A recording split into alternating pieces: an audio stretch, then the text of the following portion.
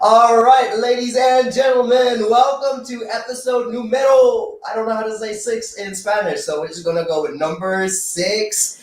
Thank you so much for joining. My name is DanRam. This is the Daily Show with DanRam.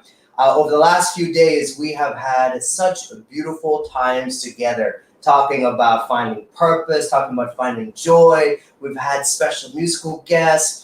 And I'm excited to bring this into a brand new week. Thank you so much for joining wherever you're from. And you know, one of the beautiful things about StreamYard is you get my logo on this side and this cool thing that says Daily Show with DanRam. But one of the unfortunate things is I can't see who's viewing. So could you quickly comment where you're watching from? And I'd love to give you a shout out. So just comment like the city that you're tuned in from. And I'd love to say a hello because it does mean so much to me that in the midst of this chaos, in the midst of this madness in the world, that we can make time for each other, that we can still do community, we can still do friendship, we can still socially enhance even though we're physically distanced from each other. And you guys know that I would love to be in person with you in the various cities I travel. Speaking of which, today I have a very, very special guest who's coming in from Berlin, and he's going to be talking about adaptability. Ram Chawla says, hey, and I think he is in the wonderful city of New Delhi. Is that correct, Ram? Is that where you are? How is lockdown treating you? Let me know. That's my mom. She's tuned in from literally across the hallway. So hi, Mom. Thanks for watching. Please comment below where you're tuned in from so I can give you a shout out. Just tell me the city that you are in. We've got a fun little show today, as always. Yesterday was my birthday special, and now that I've started my 35th year, I'm going to up the game, including with my guest. I'm going to do something I've never done before with my guest, and he's going to be on the hot seat. But for today, what we're going to do is how we always start, with a little challenge. Get the mind working a little bit. But before we put up the challenge, maybe we can say some quick hello. Shakti, you're watching on YouTube. Yay! Thank you for watching from YouTube, and you're from India. Prem Raj says, hope you're having a great 3G Monday. For those who want to know what 3G Monday is, it's not a secret. He's in Bangalore, India. We have lots of people from India today. Wow. I know there are other continents represented. Last few days, we've had almost 4 or 5 continents every time. So let me know if you're tuned in from a different continent. But Prem Raj said that he is doing a 3G Monday. And for those who don't know, the 3G Mondays are something I started last year because I got tired of people hating their Mondays and complaining about their Mondays. Oh, I gotta go to work. And so I thought to myself, how do I make Mondays exciting? And I thought, instead of being drained on the Monday morning, why don't we get refueled? And so I thought, what are 3 things that fill me up, that give me life? And it fell into 3 Gs: God, gym, and goals. And so I spend time spiritually, I spend time physically, and I spend time professionally enhancing myself. And that really wires me for the rest of the day and the week. So Prem Raj, thank you for doing your 3G Monday. Anita is giving me a hey. Hi, Anita. Where are you tuned in from? Please let us know. And thank you so much for watching. All right. So my wonderful producer, Pratham, is here and ready. Pratham, can we put today's challenge for the day, please? And we've got a riddle. If you know what the answer is, comment below. The last few days, you guys have been like super fast. I am still suspecting that some of you are going on Google and looking up the answers. But here's the question. All right, Ram, you ready for this? You measure my life in hours, and I serve you by expiring. I'm quick when I'm thin, and slow when I'm fat. The wind is my enemy. What am I? So today's riddle is: you measure my life in hours, and I serve you by expiring. I'm quick when I'm thin, and I'm slow when I'm fat. The wind is my enemy. What am I? If you think you know the answer to that question, please comment wherever you are. Also, some of you can see a comment on my screen, and you can't see it on your platform. And the reason for that is because we are simulcasting. So we are on 2 Facebook channels. We are on YouTube, we're on Twitter, and we're on Twitch. And so don't be confused if you're like, oh, that guy commented above me and I can't see them. It's probably on another platform. All right, so if you think you know the answer to that riddle, please let me know. But I want to, again, for those who are joining right now, today's topic is about adaptability. In moments like now, sometimes doing what you used to do is not going to work moving forward. And it's going to require a little bit of a pivot, a little bit of a change, a little bit of adapting. And a few days ago, I came across this amazing workbook written by this guy called Alex Steffen, who actually I know. And I was like, what? My friends are geniuses. I got to bring them on. And so right here, right now, we have got best-selling author, an online trainer with over 20,000 students, hundreds of amazing 5-star reviews. It is Mr. Alex T. Steffen. What's up? What's up? Hey, thank you for having me. Thanks, man. I'm so excited to have you here. And before you drop some gold on this topic of adaptability, I thought I will put you on the hot seat. You ready? Let's do it.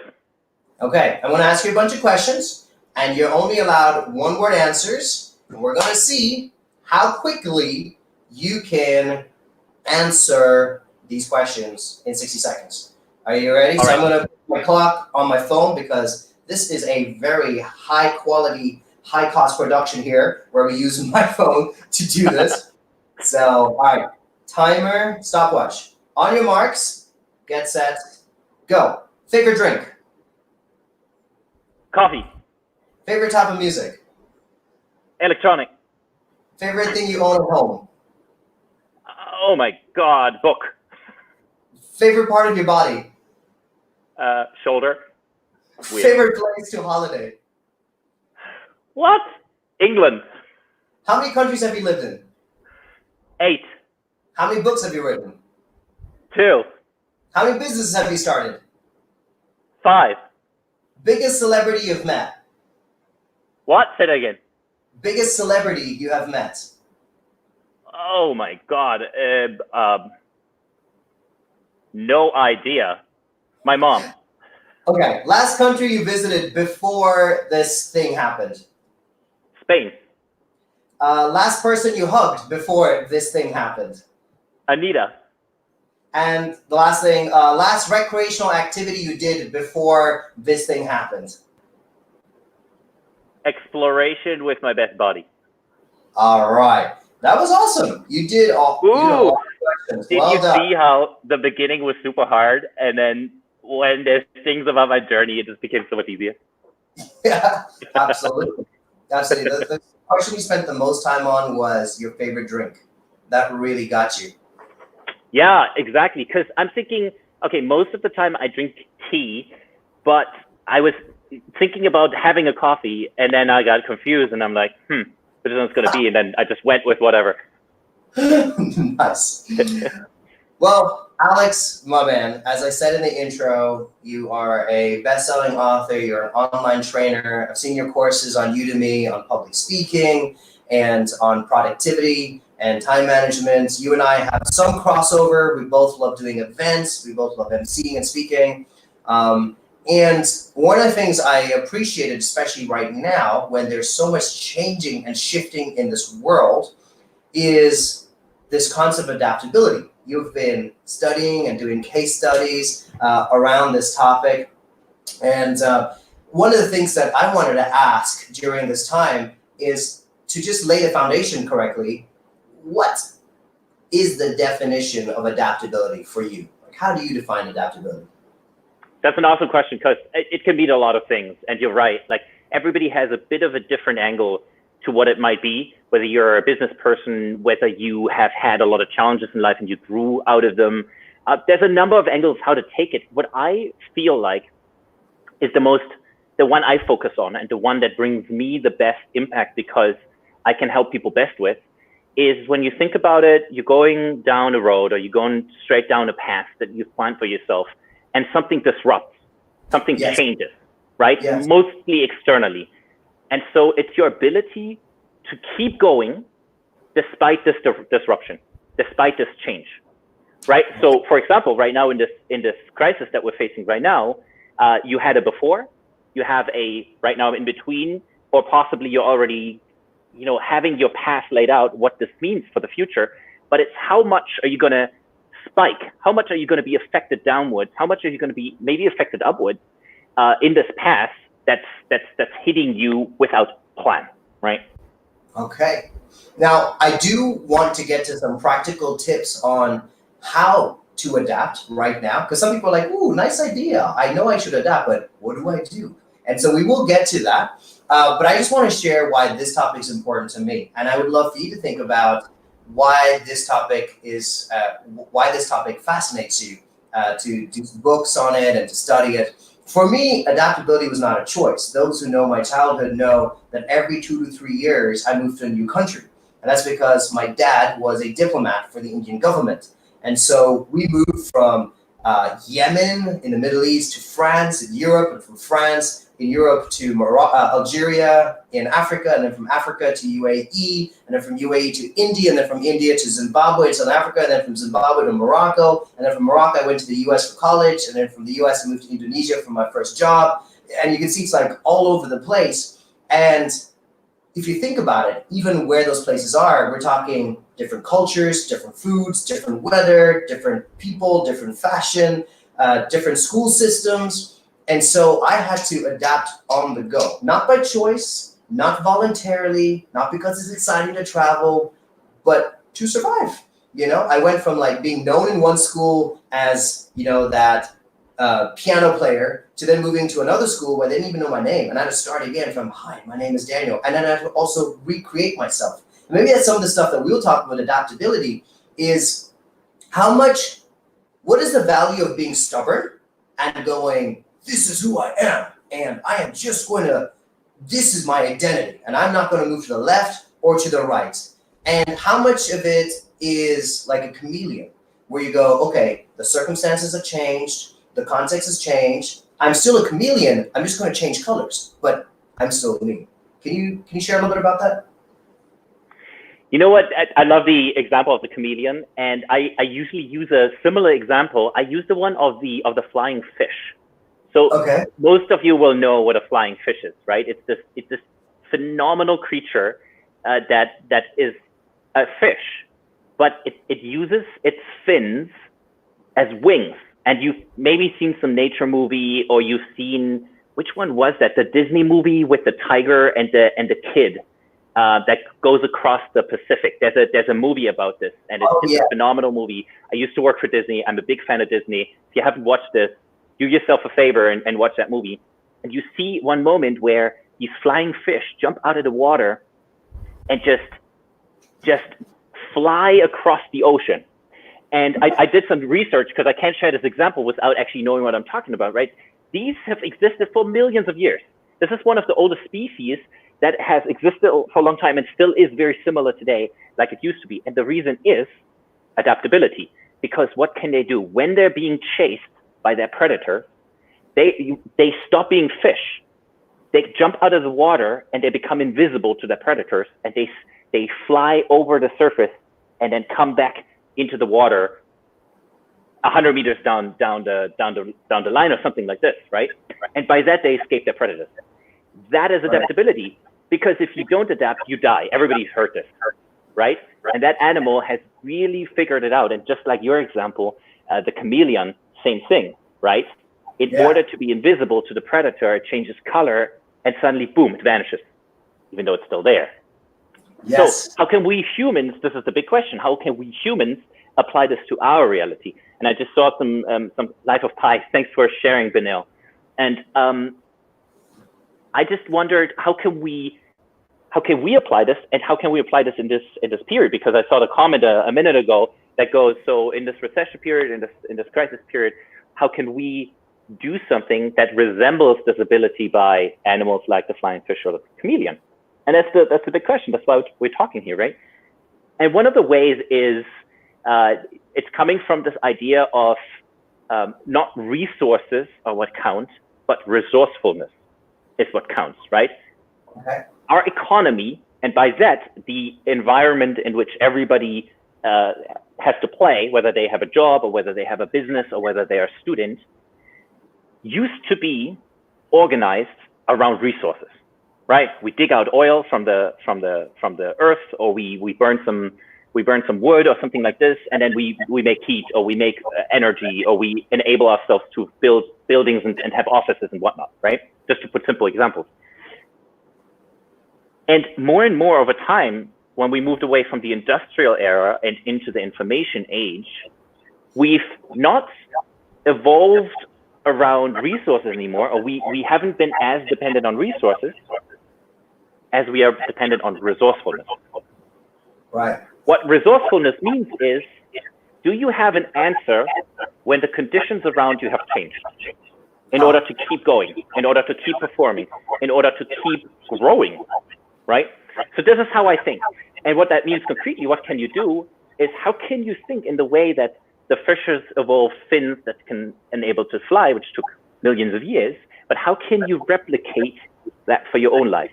And resourcefulness is when you can still come up with new ideas that push you a little bit further on your journey, even though you've just been hit by crisis or disappointment or something that you didn't expect, right? That's kind of how I see this.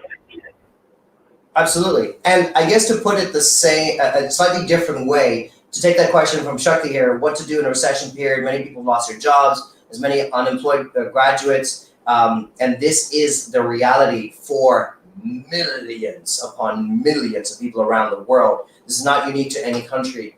I think something that we all need to think about, whether you have a job or not, and I think one of the positive things in this troubling time right now is same skills, or the word used was resources, new manifestation, right? So the fish didn't grow wings. It used the same fins, just in a different way, in order to elevate out of the water. And for us, I know everybody watching has some talent, has some skill, has some ability. And yes, the way you used to use it before may be gone, but that does not stop you from all the many new ways that you can use it moving forward. So I'm just going to use myself as an example because it's obvious. I am a professional public speaker and MC. Obviously, events are not happening anymore. Obviously, I cannot be on a stage anymore. Obviously, I cannot gather hundreds of thousands of people anymore. But the skill set of communication, the skill set of conversation, like Alex and I are having right now, the skill set of getting ideas from your head into something that is tangible and practical can still exist. And we just find a new way to apply it. So can you maybe break down practically for someone who's sitting there right now and thinking, my job's in jeopardy, or I've already lost my job? What do I do? Like, how do I find another opportunity? So what can people do practically, Alex? Like, break down this concept of adaptability practically. I love it. And this comes down to also finding responsibility, right? So a lot of people, when they're faced with a huge new challenge, there is the way our brain is wired is we're not used to, humans are not meant to deal with change. Or it's not easy for us, let's say, right? Yes. But you can learn it. You can expand your spectrum of going from a solely IQ-based decision-making. You know, how do I respond? Well, I've learned that I can respond in module A and then always apply module A to a more diverse way. And by applying new ideas, right? Your creative capacity, essentially. So what I like to teach people, or what I like to challenge people with, is to develop their own muscle of creating ideas. They call it idea muscle. And this comes from a conversation that I've had with my friend Jordan, who's a genius author. And so the idea around that idea muscle is essentially this. You come up, when you have the challenge, you write the challenge down, and you come up with at least 5, ideally 10 ideas, how you can tackle that challenge yourself. So rather than going to some, let's say, guru and asking the question, how do I do it? You can do that. But what's more applicable is your own capability to do so, to find an answer. Okay. I'm going to give you an example. The other day, I'm chatting with my friend Lex, who's in the Netherlands. He's an amazing guy, and so he's in this position where he just started seeing this girl, and they connected, but they're not in a relationship yet, right? So it's not really, let's say, very close yet. So you got to be careful. But at the same time, you want to keep exploring, and you want to find out if you're meant for each other and if this can be a thing, right? So it's a very interesting situation where you can't be too pushy, but you also don't want to, just let this crisis situation, keep you without action. So you want to do something, but how do you do it? So what did he do? We started making a list of 10 ideas of what he can actually do. And we ended up figuring out, based on 10 ideas, that the essence of what he's trying to achieve is connection and experience, right? Because when you have connection, that's when you build trust. That's when you build a relationship. And when you have experience, you create something unique. You create something that wasn't there before. So because he wanted to connect more with her, he decided to send I'm not sure if you guys know what a mariachi is, but it's basically a singer and a guitarist that came to the door of his new friend, of his maybe someday girlfriend. And it was her birthday, and they started playing music, and it was an experience that formed connection because he gave her this gift, right? And it was one of the things that he came up with. But the point here is that he charged his idea muscle. He started applying his ideas. He started tensioning and strengthening his muscle of coming up with solutions that fit for him with the specific challenge. He didn't just ask a guru what to do. He went and started taking responsibility and getting in it himself. And what came out was beautiful. He sent me a video of this music that was made for the girl, and it was just phenomenal. He's sitting at home. He can't move. He can't do anything. She can't, but she can open her front door, and here's the music for her on her birthday. Connection right there. That is awesome. And this comes out of this whole concept of the idea challenge. So your message, you're saying that's a gold nugget. Thanks for sharing the idea challenge. And then we got sometimes believing in yourself creates a future that you desire. And I guess, and I always say this, right? Start now, start simple. I think the first step is you got to believe that even right now you can, and you will. That's the first step. It's in here first. It's not about resources. It's not about situation around you. It's about, can you bring the best version of yourself? And the second thing, and I'm totally going to take this idea challenge, is literally start with writing, what do you love doing?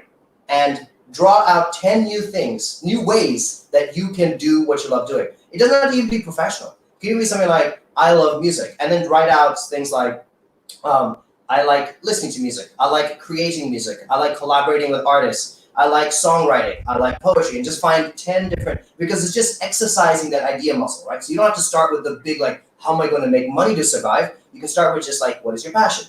Then you can go into something like, okay, what is a skill set that I have? So you go like, okay, I have OCDs and I notice details. So then you go, okay, what are all the areas that you can apply that? So you go, I can proofread. I can help people with their websites. I can help someone edit their book. And you're like, where do you need to really pay attention to details? I can help with accounting. And then you can go into something like, okay, how can you commercialize it? So it's all about training that idea muscle or that change muscle. And thank you so much for sharing that. That is phenomenal. Do you have any last thoughts for people as they think about, and again, guys, if you got questions, feel free to drop them in here, and either Alex and myself could take it. But do you have any last thoughts for people right now in this situation? How can they train their change muscle or their adaptability muscle or their idea muscle? I love that. And it's all about perspective as well. And we tend to, a lot of people, and me included, we tend to look at other people when we are challenged. And then we see other people, and often we focus on what we see, and we focus on a gap. And we see all these other people out there that are performing really well, and they have this awesome life, and we create a bigger gap. But how can you create perspective that benefits you? And my approach is, well, right now you're experiencing a challenge, but this is not the first challenge you've ever experienced. So why don't you write down 3 or 5 things that you've overcome in the past, and then just practice gratitude on how far you've come, because that will give you a perspective of, oh my God, I have done more than I thought, because we kind of put them out of the way and forget about them. But bro, really, this is a big one. I noticed And maybe this sounds a bit harsh for some people, but I noticed doing this exercise myself, like 10 or 11 days ago, I noticed that I just avoided death 3 times in my life, right? And even though this sounds a bit harsh, it's phenomenal perspective for seeing, well, this is a bit of a tough situation.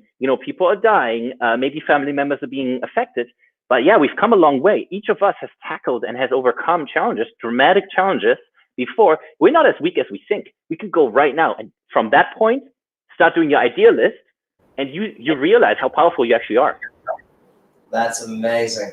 Alex, my man, you are phenomenal. I do want to say, not because I feel the need to sell you, but I know that there are people here that resonate with what you're saying and would like to connect. And so I just want to say that, Alex, the workbook that I saw is available for free, and Alex will be happy to send it to you. And it's a workbook that's called The 6 Ways to Thrive in a Changing World. That's what it's called. It's about 50 pages or so, and it's got 6 things, 6 ways to thrive. And the 6th one, which starts on page 47, is about the change muscle, the idea muscle. But there's some real gold before that about the way the world was, the way the world is going to be, how you can really activate the best versions of yourself for a changing world. So take a note of his email address there, info@alextstephan.com. You have to get the T in there. So info@alextstephan. Otherwise, another Alex Stephan is going to be like, what? So email Alex. He's a great guy. He's got great energy, and I'm sure if he can help, he will help. But he also sent me this workbook totally for free. And I know when I the first time I just glanced through it, but even that quick glance, all of a sudden there was things clicking. I was like, oh yeah. And it made me want to read it more and read it slowly. And that's why I had to have Alex on the show. But Alex, thank you so much, my man. Thank you so much Thanks for having me. This was so much fun, and I love your show. So keep going, keep doing it, keep serving people. Love it. Thank you. Stay in the backstage because we might have a few questions, and I'll bring you back on. But as far as like me interrogating you, this is officially over, and I'll see if the audience has some questions. All right, and then we'll bring you back on. Thanks. So we have some questions that are coming in. So David asks, how do we fight the urge to be influenced by the success of others? Alex, you can think about that. We'll bring you back in soon. But that's a great question. How do you fight the urge to be influenced by the success of others, especially even right now when you're going through your Instagram and you go like, man, those millionaires, they're on lockdown in their massive mansion, and I'm in a lockdown in my little studio. It's easy to compare and feel a little bit discouraged. I also want to say, all right, Fikra really wants you to know that he's got a daily blog happening as well, because he's put in a lot of comments here, but this comment's actually good. Quality is not an act, it's a habit. And I have always believed that routines, disciplines, the stuff that you do in private is the stuff that you do every single day that actually results in the big product at the end. It's not that overnight success or that, big opportunity that people keep hoping for. It's the habits, it's the routines. So there we go. I want to give the answer to the question because I think one person got the answer to, Pratham, can you first show up the challenge? So a riddle, it's not a challenge, but it's a riddle that we do, just a little bit of fun. And the riddle is this: you measure my life in hours and I serve you by expiring. I'm quick when I'm thin and slow when I'm fat. The wind is my enemy. What am I? And yesterday, some people wrote to me going like, Chris didn't get the answer first. I got the answer first. I have to say, I can only see what is being provided over here. I do think most of the comments come through, but sometimes I miss them. And we've got, let's see, did Shakti get it first? Maybe Shakti got it first. And let's see, can we put up his answer? Or maybe Ram got it, but the answer is a candle. A candle is what is the answer to that riddle. So I'm going to put up one more time, and that way it'll make sense. So you measure my life in hours, and I serve you by expiring, right? That's what a candle does. I'm quick when I'm thin, and I'm slow when I'm fat, right? Candle. The wind is my enemy, right? Candle. So that's the answer to that question. I'm going to give you another quick riddle, and then I'm going to have Alex come and answer that question from David, and then we're going to call it wraps for today. So Pratham, my producer, had this riddle. By the way, if you've got a riddle, please DM me on Facebook or Instagram or YouTube or Twitter or wherever, and I'd love to take it. Pratham, can we put up your riddle, please? I speak without a mouth and I hear without ears. I have no body, but I come alive with wind. Ooh, the other one was scared of wind. This one comes alive with wind. What am I? I speak without a mouth and hear without ears. I have no body, but I come alive with wind. What am I? Which is awesome. All right. So, Alex, can you come back on and we'll put up that question from David. Welcome back. Hello. Do you know the answer to this question, this riddle? Yeah. So the question was, how do you can you spell it out again for people? Yes. How do we fight the urge to be influenced by the success of others? And this is something literally I have been struggling with a lot in the past. I know that almost everybody that is starting a journey of finding themselves, building a business, just building growth or becoming a better version of themselves is struggling with this at some point because they see something out there that they aspire to, let's say a role model or somebody who has what they are trying to achieve, monetary luxuries or career standing, or being a certain type of influencer out there. And then there's a gap, right? Seeing that person be so successful at what they want and themselves being still in a position where they don't have that creates a gap. So what that does is it doesn't help you, it diminishes you. It kind of puts you down rather than inspiring you. And so the key here, and this is what a lot of spiritual teachers teach as well, is measure your own journey. So a similar, let's say a similar way of looking at it as before, as I mentioned before, is look at your own past and look how you succeeded and measure yourself by that. Measure how far you've come. Not only in, let's say, crisis that you overcame, like I shared before, but take a note of paper, take a piece of paper and write down all the things that you have achieved. So for example, you could say, I have led my soccer team or my cricket team to success because I showed some exceptional leadership, or because I pushed in times that were really, really hard. That could be one. Or maybe I gained a certain amount of views, which translates to people that have influenced, people that have helped with a certain problem, right? Or I taught a number of people. I helped my brothers or my mom or something like this. What have I done that helped other people forward, right? Don't only compare yourself upwards to somebody who's miles away from you, but look where you've come from and then celebrate these successes. That's one. I want to share one more because I think it's important. I think role models and people that we look up to can be helpful if we just change a little bit how we see them. For example, one of my role models is Bruce Lee. Most of you know Bruce Lee. It's just such an inspiring character who was so strong with his mind. Nothing could affect that mind, and that was his strength.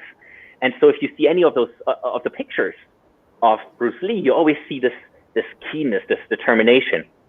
And you start thinking, how did he get to his success? How did he become such an influencer? And so the difference, what I want to teach you here, or what I want to share with you, what helped me was not to see him as this unreachable God, but instead say, what quality can I see in that person that's also already inside of me, that I can grow? So what is he a mirror for me for? What quality? And that determination, that sternness, that knowing where to go and being unfazed by external waves shaking him, that's something that I saw growing in me, and that I saw being a strength that I want to develop more. So they can be a great mirror rather than just this God that you'll never reach, right? So that's another one. These two are really big for me. I love that. Thank you so much. That was a really deep answer. The good part is that this interview is recorded and it's online. And so if people want to listen to that again, because there was some solid gold there, two great points. Thank you, Dave, for asking that question. Thank you, Alex, for answering that question. Kudos. Thanks. Thanks, man. All right. So again, we're going to wrap up the show today. But before that, I'm going to give you the answer to that question. What was the riddle again, brother? Just remind people. Something about coming alive with wind. I speak without a mouth, and I hear without ears. I have no body, but I come alive with wind. What am I? A bunch of you got it correctly, and the answer is echo. Oh, oh, oh. That was a really poor echo. So there we go. Thank you so much, everybody, for watching. I really, really appreciate it. I hope you enjoyed those great thoughts from Alex. Again, do connect with him, info@alextstephan.com. And I would love for you to bring your friends and to join the show tomorrow. This whole week, I have got some big guests. If I can boast a little bit, tomorrow we have a guest all the way from Bermuda who is joining us. And she is Nurse of the Year on the front line dealing with the COVID-19 situation. She's also a mother of, I think, 2 daughters. She's a best-selling author, and she's got this whole motivational bit about how to change the waves. So we've got some amazing guests that are coming in this whole week. We've got some huge guests, and we're just going to keep building and building and building. And Alex has set the standard so high and the bar so high. So thank you again to him. Same time, same place. I just want to remind you guys, today's a gift. So don't be afraid to start now. Start simple. Much love to you in your homes, and we'll see you tomorrow. Take care, and goodbye.